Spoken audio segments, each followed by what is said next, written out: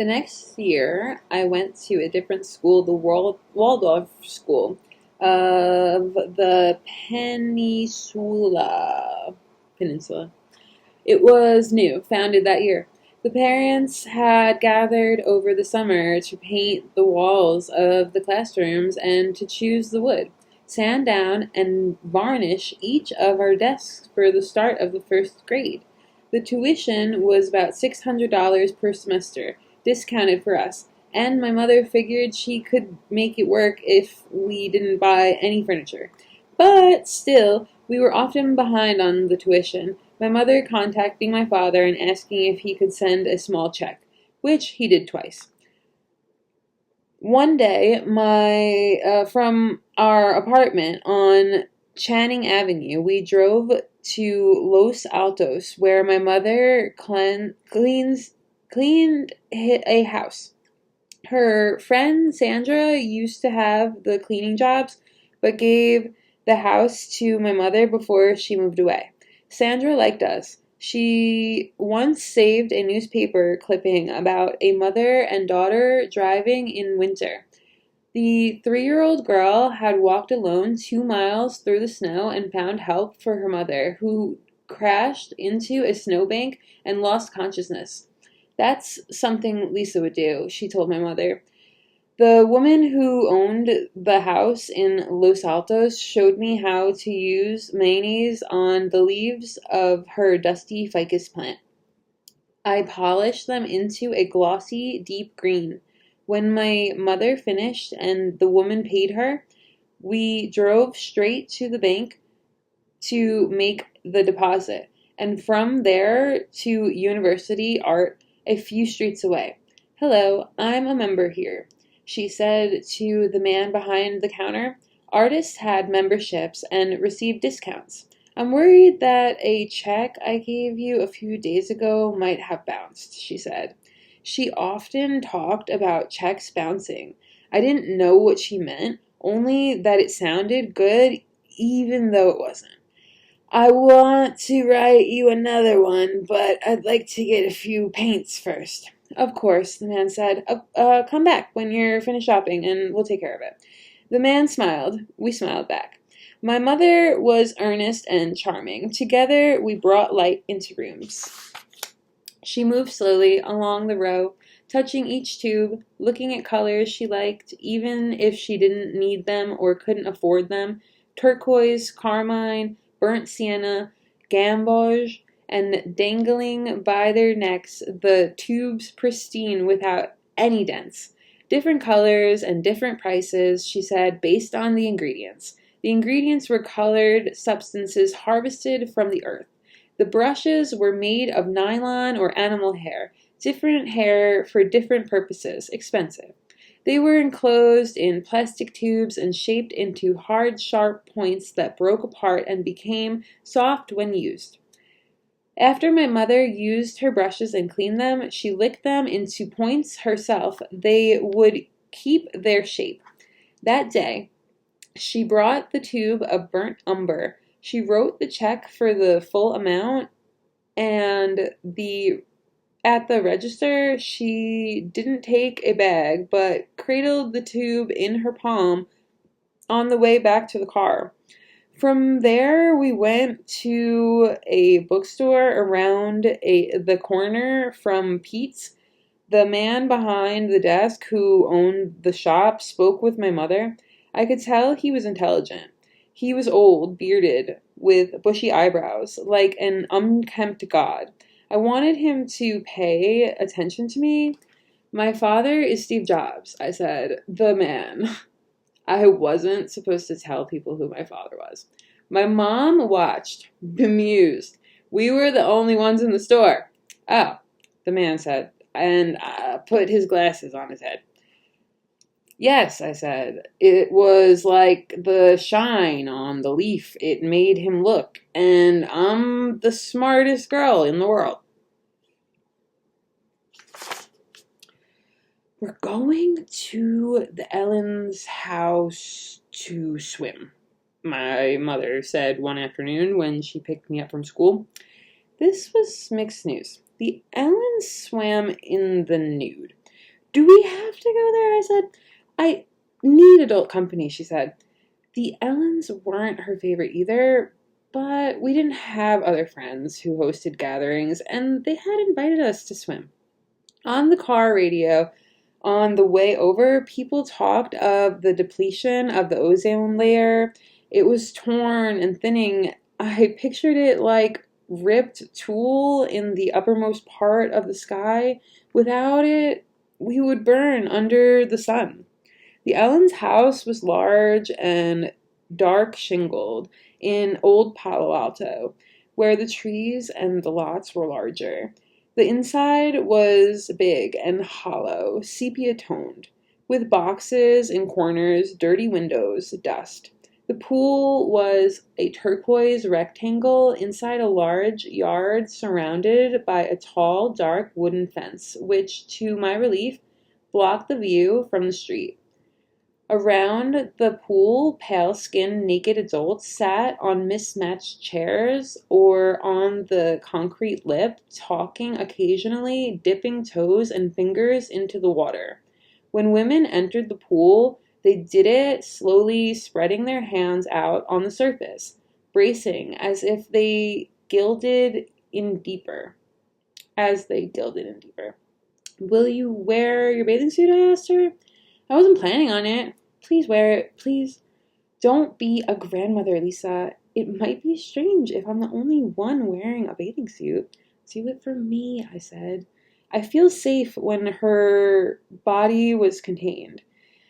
Fine, she said. I'll do it for you. Conventional, as you are. Hippies, let dust collect in the corners of their houses. This did not replace old brown furniture. They did not replace old brown furniture. They spoke with elongated vowels that drooped between consonants and wet sheets sagging on a line. Hey there, they said. They advertised freedom, but it wasn't the right kind of freedom. It was drifting or sinking.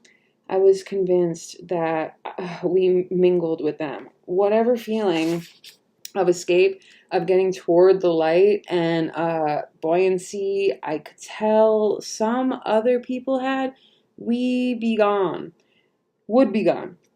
swallowed up, merged with swamp. My mother was susceptible to hippies because she was lonely. She would settle for them. She yearned to get away from me sometimes, to be more free. But hippies gave me the creeps. When she suggested hanging out with them, I became a stick in the mud, a dervish of conservatism, my mother's guardian and jailer. But most hippies, we were harmless. But most hippies we knew were harmless, hapless even. I sometimes questioned her about one she dated for 2 months a few years before, who apparently told her he'd keep dating her only if she gave me up for adoption. The parallels between hippies were evident. Sure. I thought the long, slow vowels, the dun-colored clothes, the dull eyes, the lack of normal jobs. And by bringing up this one, I hope to show her plainly her lack of discernment. What we were really talking about was not hippies, though, but how she hadn't been sure she wanted me when I was little. And even now, I felt her fantasy of escape from me, from her life with me, and I wanted to make her ashamed and repentant. He was awful, I said. That hippie boyfriend you had, I hate him. Hate's a strong word, Lisa. I don't think you hate him. She paused. Though I did hear after dating me, he was dating some woman who had a dog. She totally loved her dog. And he told her that he'd keep dating her only if she gave her dog away. Can you believe it? He found the one thing that was most important to a person and asked her to give it up for him. He was very troubled, Lisa. We don't need to hate him for it. I hated him all the same. Ada Ellen was thin, a sprite, with a pleasing scratchy voice, luminous, honey-colored skin, green eyes, a golden hair that flew out from her head in ringlet wisps. She was only 5, almost 2 years younger than me, but mature for her age. Maybe because she was homeschooled, she and I wore bathing suits. We jumped into the pool. Afterward, we got towels in the house beside the large tan washing machine, away from the group of adults. Shh, she said, showing me a pack of juicy fruit gum hidden in her towel. I wondered how she'd gotten it. For both of us, sugar gum was forbidden. We slipped past the naked adults and danced carefully over the rocks and pointy grasses to the one bush in the middle of the yard we might hide behind. I walked as fast as I could, finding the blank dirt patches between tufts of sharp, dry grasses and stones. The bush had hardly enough leaves to give us privacy. We unfolded the silver paper, and we chewed piece after piece, eating the powdered sticks like candy. The wads grew in our mouths, pillows of tooth-colored gum. "What are you two doing over there?" my mother called. Ada and I emerged from the bush and stood side by side, facing the naked adults, my mother in her suit, and continued to chew. Ada's triangle scapulae poked out of her back. This. Right. All right. Is that gum, Anne? Ada's mother asked. Who gave that to you? Anne's skin was a creamy yellow hue, like milk left out. Her breasts, small and flat at the top, collected into sacks at the bottom. She wore a batik cloth around her hips. Gum fools your stomach into thinking that food is coming down. Anne continued, if your stomach thinks food is coming down, it starts to produce stomach acid to prepare for the food. My stomach ached. It would not stop me. A woman I didn't know who sat beside Anne, naked except for a towel, said, the acid will eat away at the lining of your stomach. Hippies were not bothered about clothing, I thought, but they sure had strict rules about sugar. It's true. My mother said to me right here, Anne said, cupping her hand for us to spit it out. Spit it out! Ada spit first. I followed. Go brush, both of you! We walked into the dark house and the stairs to the bathroom on the second floor. I used Ada's toothbrush. She watched me go to all the sides of my mouth, and as she watched me, she unintentionally moved her mouth like mine, a weak mirror image. Her upper left in motion with my upper right, as if she were brushing her teeth at the same time. On one of these afternoons, after my mother left, I stayed to play with Ada. Follow me, Ada said, slipping into a bare room at the top of the stairs. Anne was sitting cross-legged on the floor in the middle of the room, facing the door. She had the batik cloth wrapped around her legs and was naked on the top.